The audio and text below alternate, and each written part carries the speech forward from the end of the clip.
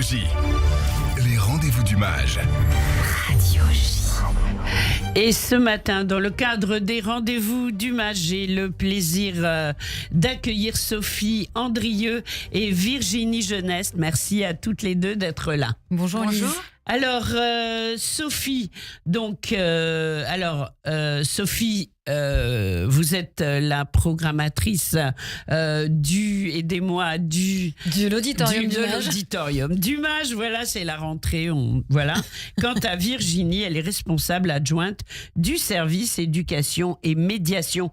Et ce sont tous ces thèmes que nous allons évoquer. Alors, Sophie, vous souhaitiez revenir sur la soirée littéraire du 7 octobre. Que s'est-il passé ? Alors oui, j'avais envie de revenir sur cet événement qui a été particulièrement émouvant et intéressant la semaine dernière, qui a eu lieu donc le 10 octobre. Et notre idée, c'était d'évoquer le 7 octobre, mais à travers deux romans, à travers des personnages de fiction, mais aussi à travers le parcours de leurs autrices. Donc, oui. Nous avons invité Nathalie Azoulay pour le roman Toutes les vies de Théo, qui a été publié il y a plusieurs mois, en janvier, chez POL. Et nous avons reçu également Luciane Belgi, qui vient de publier il y a 2 mois un roman chez Gallimard, son premier roman, qui s'intitule « Il pleut sur la parade ». Et toutes les deux interrogent les complexités du couple mixte, donc avec des personnages, donc un juif et un non-juif, et comment le 7 octobre, où quand il y a eu des moments de violence contre le peuple juif, ça a pu bouleverser l'équilibre de leur couple et chacun aussi de leurs identités. Et donc c'est un rendez-vous que vous pouvez retrouver sur notre chaîne YouTube. Oui, c'est important. Et chacune est revenue aussi déjà, parce qu'on était donc 2 jours après les commémorations du 7 octobre, il y a eu l'annonce du retour des otages, mais ce n'était pas encore le cas. Et elles ont aussi parlé de elles, à titre personnel, comment le 7 octobre a pu heurter leur vie intime, leur sphère amicale. Et donc, c'était très beau aussi la manière dont elles parlaient de l'imbrication entre leur propre expérience et la construction de personnages de fiction pour essayer de raconter ce choc intime. Alors tout ça, on le retrouve sur la chaîne YouTube du mage. C'est important si on n'a pas pu être là parce que c'était évidemment un grand moment. Alors, deux rencontres qui sont complètes. Oui. Malheureusement, mais on a quand même très envie d'en parler parce que ce sont les rencontres Hannah Arendt et Daniel Cohn-Bendit. Oui, alors on est victime de notre succès, donc on est très content que ces 2 rencontres qui sont Hannah Arendt, c'est ce soir, et Cohn-Bendit, c'est mardi prochain, soient complètes. Mais je voulais quand même l'évoquer parce que là, ce soir, on va présenter donc une biographie d'Hannah Arendt par Thomas Meyer, moi je dis Hannah, mais c'est Hannah, pardon. Qui est donc historien, biographe allemand. Il sera en conversation avec Christine Le Cerf, qui avait réalisé une très belle grande traversée pour France Culture sur Hannah Arendt, justement. Mais c'est complet, mais vous pourrez retrouver cet événement sur notre chaîne YouTube. Mais est-ce qu'on peut voir en direct, en Zoom ? En direct, non. Non. Mais soit après, il faut se déplacer pour vivre le direct en vrai, en chair, en os. Soit vous retrouvez quelques jours plus tard l'événement sur notre chaîne. Ah, ça c'est important. Daniel Cohn-Bendit, ce n'est pas la première fois qu'il vient au mage. Alors, si.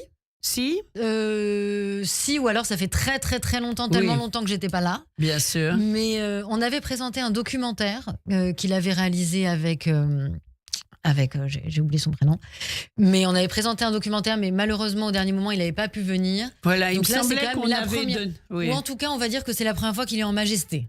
D'accord. Voilà, là on l'a invité pour un grand entretien. Et il a accepté. Il l'a accepté tout de suite avec beaucoup d'enthousiasme. On est très heureux de ça. Et évidemment, c'est plein. Ah, évidemment, c'est plein depuis déjà plusieurs jours. Alors, on a hâte de retrouver cette soirée qui va avoir lieu. Donc, c'est mardi prochain. On la retrouvera sur le YouTube du mage. Voilà. Et puis, un nouveau cycle, c'est Art et archéologie du judaïsme. C'est tout à fait passionnant. Oui, alors peut-être qu'on en avait déjà parlé, Lise, à cette antenne, parce que c'est la 4e édition donc de notre cycle de conférences Art et archéologie du judaïsme. On a voulu proposer ce cycle de conférences, donc c'est une conférence par mois à 12h30, parce que on a fait le constat qu'en France, ni la culture matérielle, ni la production artistique des sociétés juives ne sont abordées à l'université. Donc d'accord, il y a quelques chercheurs, des archéologues, des historiens qui s'attachent à ces domaines, mais leurs travaux demeurent quand même difficiles d'accès pour les étudiants comme pour un large public. Donc pour combler cela dans le paysage académique, on a souhaité donc créer ce cycle. Et là, donc c'est quand même la 5e année. Pardon, je crois que je me suis trompée. Donc, on a un très beau programme qui commence jeudi 23 octobre, donc la semaine prochaine, avec une conférence de Paul Salmona sur le directeur du MAGE sur la stèle de Narbonne, qui est actuellement exposée dans nos collections. Vraiment à ne pas rater, absolument passionnant, art et archéologie du judaïsme. J'ai une question pour vous, Sophie. On a parlé du MAGE lundi dernier sur Radio J. Est-ce que vous savez pourquoi on a commencé à évoquer un gros événement? Jazz and Klezmer, oui. Ottorino, David Konopnicki. On a commencé à être très nombreux à vouloir y aller. Rassurez-moi. Il reste encore des places. Non, c'est bon. Dieu merci, il reste des places. Donc c'est à réserver. On en reparlera. Oui, c'est à réserver sur notre site. Voilà. Et on est très heureux de participer cette année à nouveau au festival Jazz and Klezmer et de célébrer le retour d'Ottorino sur scène. Écoutez, Ottorino, 30 secondes.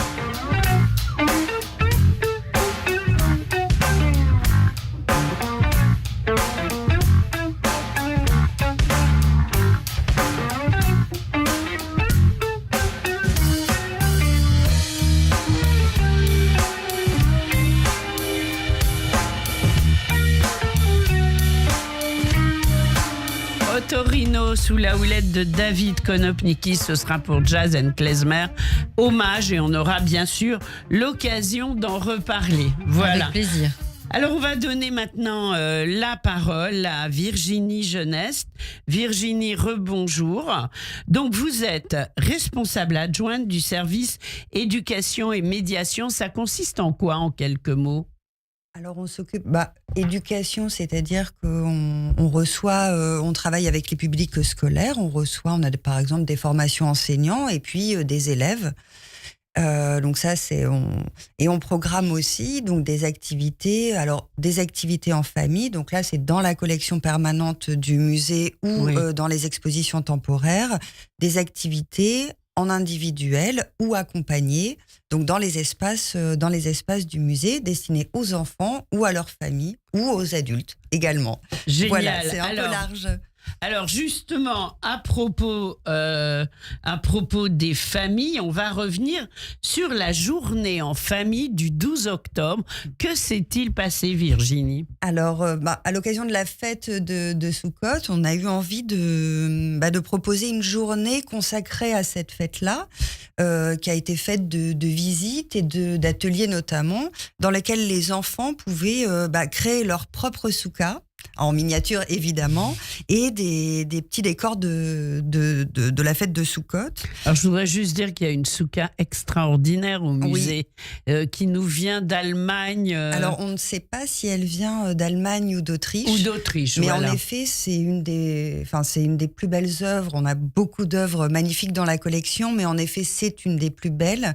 Et elle est exceptionnelle, j'invite tout le monde à y aller, vraiment. Elle est en bois peinte, absolument magnifique. Et il y en a 3 au monde, une au musée d'Israël, une aux États-Unis et la 3e se trouve chez nous au MAGE. Hommage à voir absolument, c'est bien sûr dans la collection permanente. Oui. Alors, je vous redonne la parole. Donc, les familles ensemble autour de la fête de Soukhot, qu'est-ce que vous leur avez proposé ? Donc, des ateliers de création, de sa propre soukha, des ateliers de décor de Soukhot. Et puis, cette année, on a aussi profité de cette journée pour inaugurer nos cartels enfants, donc qui sont des petits aides de visite, des petits guides de visite adaptés aux enfants pour leur permettre de découvrir par eux-mêmes les œuvres du musée. Et dans donc la collection permanente, les enfants sont guidés par Didi, qui est en fait Didi qui est le petit surnom de Élie, qui était le fils de la sculptrice Chana Orloff. Et nous avons la chance et l'honneur d'avoir la sculpture au musée. Et donc, on les a reproduits pour les cartels enfants. On a reproduit des Didi en miniature qui guident les enfants dans leur parcours. Mais ils sont sans guide ou ils sont... Ils sont sans guide, en fait. Vous avez les parents qui Ils ont un livre, ils ont un casque, ils ont quoi? Non, tout simplement des cartels enfants qui sont donc à côté des œuvres que nous avons sélectionnées. D'accord. Il y en a 17, ce qui permet aux parents de faire leur visite à l'aide des cartels adultes et puis aux enfants de découvrir par eux-mêmes la collection permanente avec un discours évidemment qui est adapté à leur âge. Bien sûr. Donc c'est à partir de 6 ans. Voilà, 6 ans, il faut qu'ils sachent lire un peu quand même. Oui. Mais on accueille aussi, vous faites ma petite transition, on accueille aussi, on a créé l'année dernière des ateliers à destination des tout petits. Oui. Donc on peut accueillir en fait des petits visiteurs hommages à partir de 18 mois. Et, 18 mois? Oui. Et on a créé une visite qui s'appelle, qui marche assez bien, qui s'appelle Les Petites Bêtes du Mage. Et donc là, c'est... en fait, les enfants, c'est une petite visite qui dure environ 45 minutes, qui est tout à fait adaptée aux tout petits, donc entre 18 mois et 3 ans. Et les enfants découvrent les petites et les grosses bêtes qui se cachent dans les œuvres du mage. Voilà, donc à l'aide d'une petite histoire. Donc là, ils sont accompagnés par une médiatrice. Et par les parents qui les ont dans les bras quand même, en fait, à 18 mois. Alors, un parent reste avec eux, évidemment, et ils sont accompagnés d'une médiatrice et ils doivent résoudre une petite enquête grâce à ces petites bêtes qui se cachent dans les œuvres du mage. Voilà. C'est incroyable. Ouais. Vous faites des génies au mage, finalement. Évidemment. Dès 18 mois. Extraordinaire. Faites passer le message. Et d'ailleurs, on a une visite, pendant les vacances, on a une visite, donc ce sera le mercredi 29 octobre à 10h. On propose une visite, donc Petite Bête du Mage, et évidemment toute une série d'activités pour les enfants pendant les vacances. Extraordinaire, comme d'habitude.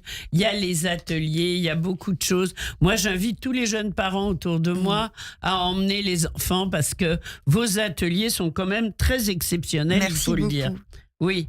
Alors, donc, toute une pléiade d'activités pendant les vacances. On va sur mage.org. Oui, vous allez sur le site et vous retrouverez donc le programme complet des activités qu'on va proposer pendant les 2 semaines de vacances. Sur le site du Mage, à la rubrique Agenda, Sophie, si je ne me trompe pas. Exactement. Oui, donc beaucoup de choses en prévision et c'est important. Il nous reste un peu de temps. Peut-être qu'on pourrait parler des gros événements à venir. Alors, avec plaisir, après les vacances, le mois de novembre va être extrêmement riche à l'Auditorium du Mage. Oui. Et extrêmement éclectique aussi, parce que donc on organise une rencontre autour de Peretz Markish. Lise, ça va vous parler à l'occasion de publications. Pas qu'à moi, heureusement. Non, heureusement, mais à l'occasion de publications par l'Antilope de textes d'un poème et d'un roman. C'est un grand auteur yiddish, voilà. Pour ça. C'est vrai. C'est pour ça que j'ai interpellé Lise. Une rencontre aussi sera consacrée à Iti Ilsum. Oui. Donc la jeune femme néerlandaise qui a écrit donc son journal. Et là, c'est autour d'une biographie qui vient de paraître au Seuil. Nous aurons aussi une rencontre autour de l'histoire du YIVO, dont on fête l'anniversaire. Alors, le YIVO, quand même, il faut dire ce que c'est. Tout le monde ne sait pas. C'est le Jiddischer Institut Wissenschaft Organisatie. C'est l'organisation scientifique du Yiddish. C'est cet institut à New York qui est né en Europe de l'Est entre, on va dire, au départ, Vilnius, mais Varsovie, toutes les grandes villes avec des antennes du YIVO. Et c'est à New York que se trouvent toutes les archives et que la culture yiddish continue à être réactualisée. C'est au YIVO qu'on a tout le nouveau vocabulaire, entre autres, tout ce qui est informatique. Finalement, il n'y avait pas de vocabulaire, évidemment, yiddish là-dessus. Et c'est un institut très, très important. Et c'est formidable que vous leur rendiez hommage. Il y a aussi vraiment des archives cinématographiques, des archives aussi musicales qui permettent à des écrivains, à des musiciens de se réapproprier ce patrimoine-là et pour en faire des créations. Alors on va les retrouver. Et c'est extrêmement précieux tout ce qu'ils font et c'est vrai qu'on est très content de pouvoir en parler. Ça va être quand, rappelez-nous? Alors ça va être quand, là, comme ça, j'ai pas la date en tête, mais au mois de novembre. Sur le programme, c'est au mois de novembre.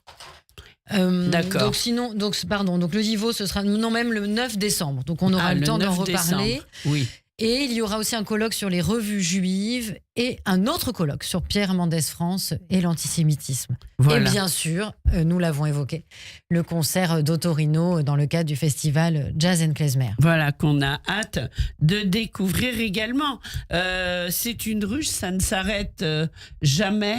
Hommage. Ça ne s'arrête jamais. Et puis j'ai envie d'inviter vos auditeurs à venir découvrir l'exposition Denise Bellon que nous avons donc verni et ouvert pendant les fêtes.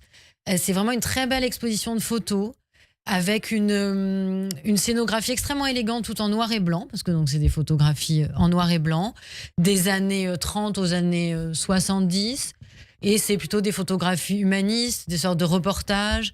Des portraits aussi de ces enfants, de femmes, d'hommes, de sportifs, de passants et de passantes.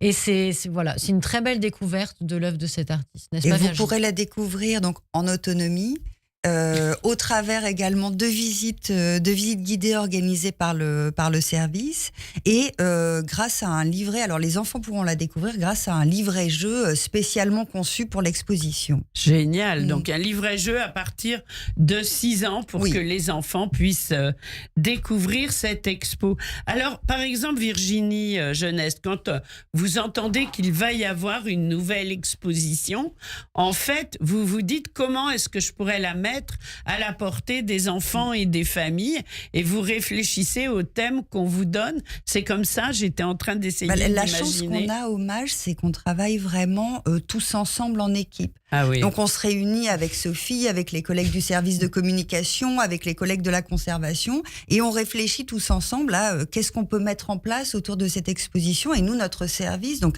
Élise Malka qui est la responsable du service, les médiatrices du musée et moi, on réfléchit à ce qu'on peut mettre en place. Et en général, c'est des visites guidées. On a aussi mis en place des visites à destination des publics porteurs de handicap. Donc, on propose des visites adaptées. Ah oui, ça, c'est important. Oui. Hein. Il y a l'ascenseur, il y a tout. On peut venir avec une personne en fauteuil. Oui. C'est très important. En fauteuil, on a aussi des visites maintenant en langue des signes française. Ah oui. Pour chaque exposition et pour des œuvres du parcours permanent. Pour des visites du parcours permanent. On a des visites, alors les médiatrices ont conçu des visites en audio-description pour notre public aveugle et malvoyant. Ce sont des visites qui fonctionnent bien, on est ravis. Et à chaque fois, autour d'une exposition, on propose des activités tant pour le public adulte que pour le public enfant.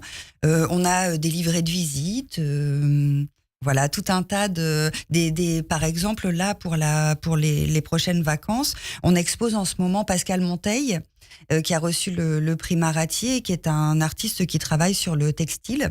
Et évidemment, les médiatrices ont construit des ateliers de création textile autour de son œuvre que les familles pourront retrouver et les enfants pendant les vacances. Ah oui. Voilà, on a aussi des ateliers très classiques autour, par exemple, de l'alphabet hébraïque pour les tout petits, de la calligraphie pour les plus grands. Voilà, on propose.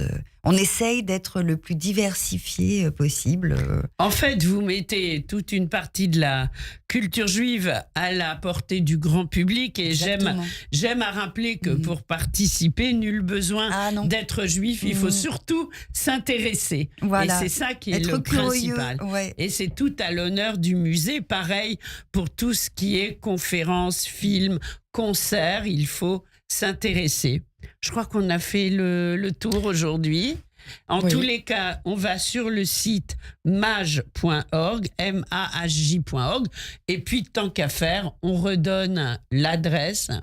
71 rue du Temple. Voilà, Paris 71 3e. rue du Temple, c'est dans le 3e. C'est à 5 minutes à pied de l'hôtel de ville, 2 minutes de Rambuteau. C'est très et bien on placé. se balade dans le Marais et on arrive forcément au musée d'art et d'histoire. Merci beaucoup à toutes les deux, Merci, Sophie Lise. Andrieux, Merci beaucoup. Virginie Jeunesse, d'avoir été avec nous. Et puis, on vous retrouve au musée très très vite, bien sûr. Au revoir, On vous bonne attend. journée et bravo à toute l'équipe. Merci beaucoup.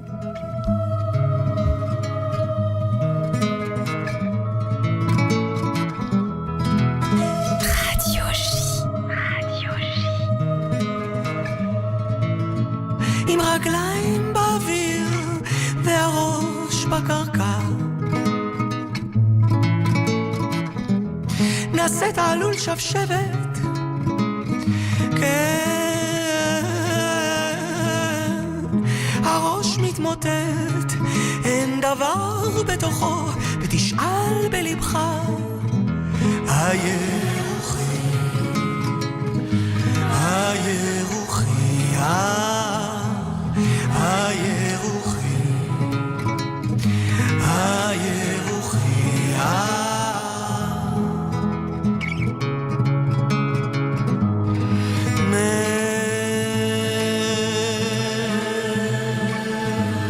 חכי המים, איך סוחר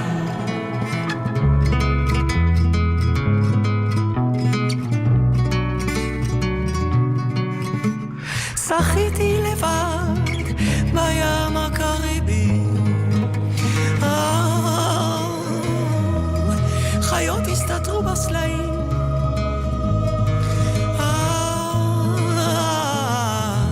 רק הדג הקטן, כך אמרו לי נשבע, ניסה לדבר איתי קוי קוי.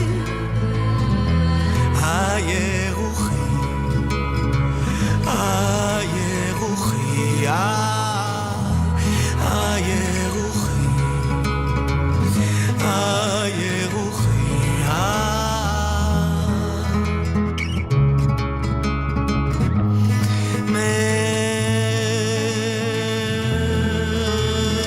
מרחקי המים, איך שוחרו.